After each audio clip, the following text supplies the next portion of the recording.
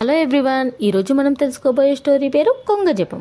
ఒక కొలనులో కొన్ని చేపలు నివసిస్తూ ఉండేవి.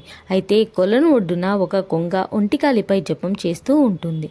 కొన్ని రోజులు కొంగ జపం చూసిన చేపలు ఒకరోజు మాటలు కలిపి, ఎందుకు ఇలా జపం చేస్తున్నావు అని అడిగాయి.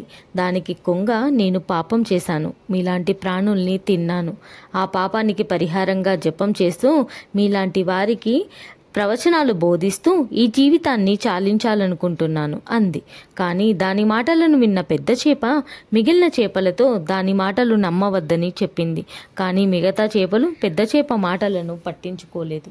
రోజు సాయంత్రం కొంగ దగ్గరికి వెళ్ళి దాని ప్రవచనాలు వినేవి. అలా కొన్ని రోజులు గడిచిపోయాయి. కొంగ పైన చేపలకు నమ్మకం కుదిరింది. అయితే ఈ చేపలన్నింటికి ఎండ్రకాయ స్నేహితురాలుగా ఉండేది.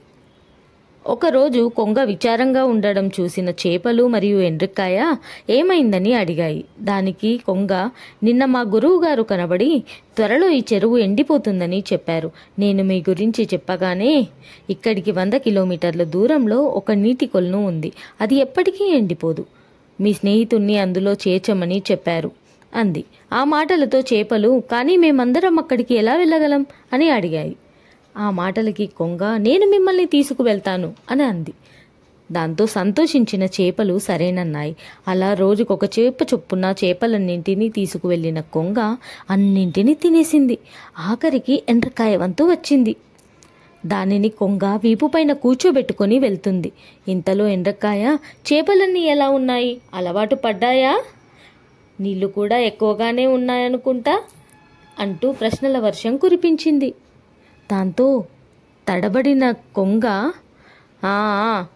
అన్నీ బాగానే ఉన్నాయి, నీళ్ళు కూడా ఎక్కువగానే ఉన్నాయిలే, నిన్ను కూడా వాటి దగ్గరికే పంపిస్తాను ఉండు అంటూ తడబడింది. ఆ మాటలతో అనుమానం వచ్చిన ఎండ్రకాయ కిందికి చూడగా కొలను సమీపంలో తన మిత్రుల కళేబరాలు చూసి కొంగ మోసాన్ని కనిపెట్టి దాని మెడను కొరికేసింది.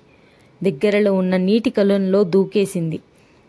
పెద్దల మాట వినకుండా మిత్రులను పోగొట్టుకున్నందుకు చాలా బాధపడింది. అందుకే అంటారు, పెద్దలు ఏం చెప్పినా మన మంచికే అని. వాళ్ళు ఏం చెప్పినా వింటే అది మనకెప్పుడు మంచి చేస్తుంది. సో ఈ స్టోరీ మీకు నచ్చినట్లయితే లైక్ చేయండి, షేర్ చేయండి, సబ్స్క్రైబ్ చేయండి.